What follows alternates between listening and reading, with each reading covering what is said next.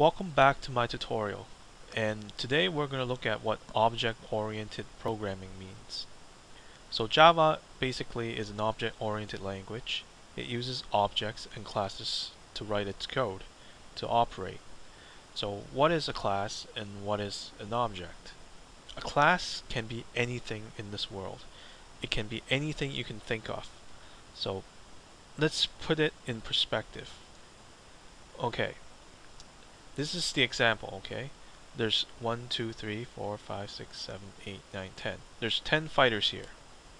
Let's have a class called fighters. And what each fighter have is they have a head, they have 2 arms, and 2 legs. Those are the properties of that class. A fighter class is just a type. It does not mean anything yet until you start putting a new object. An object is an instance of that class. Let's create an object, Cami, and she has a head, 2 arms, and 2 legs. Now the properties of these legs and arms will differ from the next fighter. Let's say the next fighter class will be Gen. We initiated another object, another fighter object, and this time his name is Gen. And he also has his head, 2 arms, and 2 legs. So for the first object, Cami, we will put blonde hair as her head. And for the second fighter, Gen, will have gray hair on the head. So to give more practical example, we'll create a new class. And this time we'll call fighter.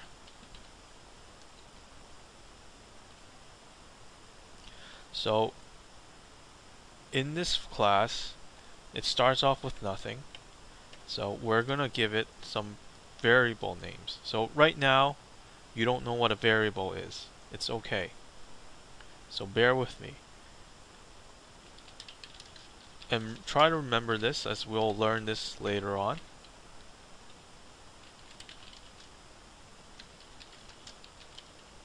So we're going to give it some properties to this class. And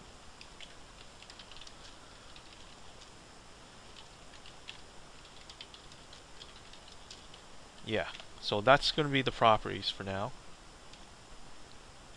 Okay, let's give it one more property, the name.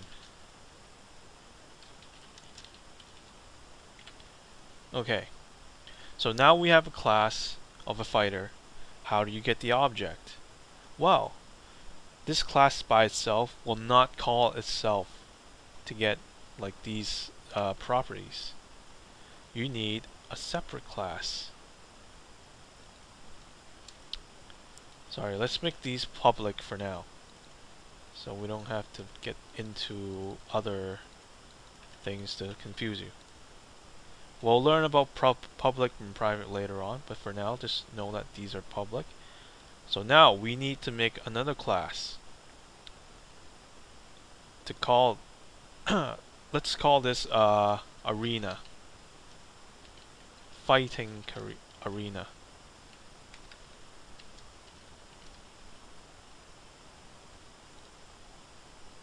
So what would this class have? It will have a fighter, fighter 1, and they'll have another fighter, fighter 2. So now that we have 2 fighters, note that this fighter 1 and fighter 2, we have not assigned anything to it yet. But now what we're going to do next is create a method. A method is basically the command to do something, instructions to your program. So let's call this method called fight.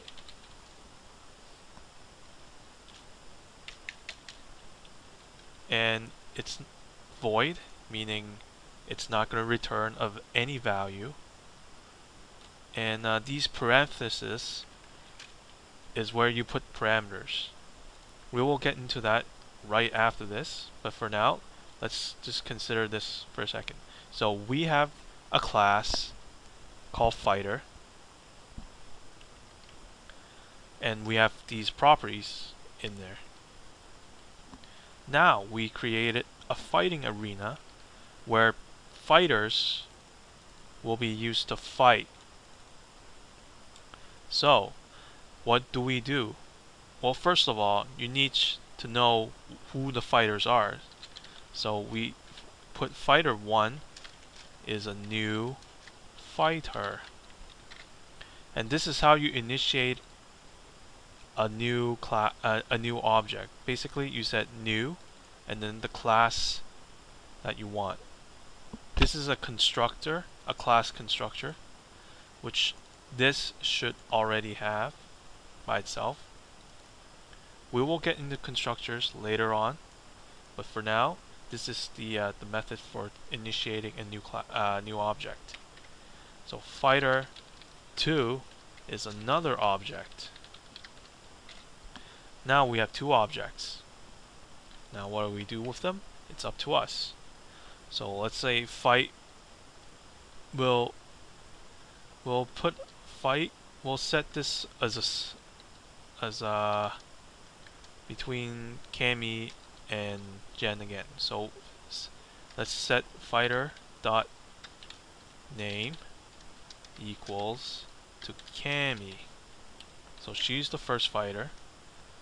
Fighter 2 dot name equals Jen. Now we can also set their appearance before we fight. So fighter 1 dot head.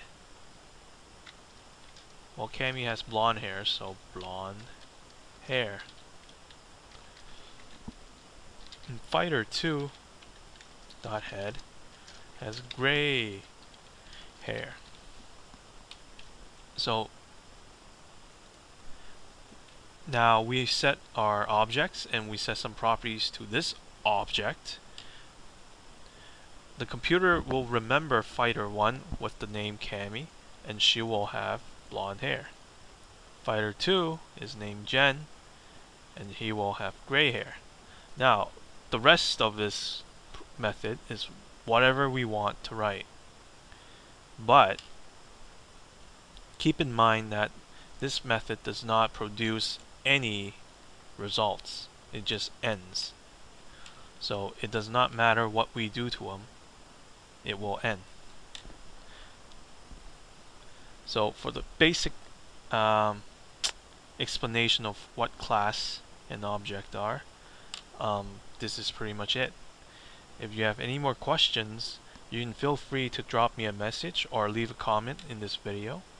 If you want, you can subscribe to my videos, and I'll be posting 3 or 4 videos daily from now on about Java tutorials and providing examples on how to code Java. And I'm Thomas Lee, and I hope you learned something today, and I'll see you guys next time.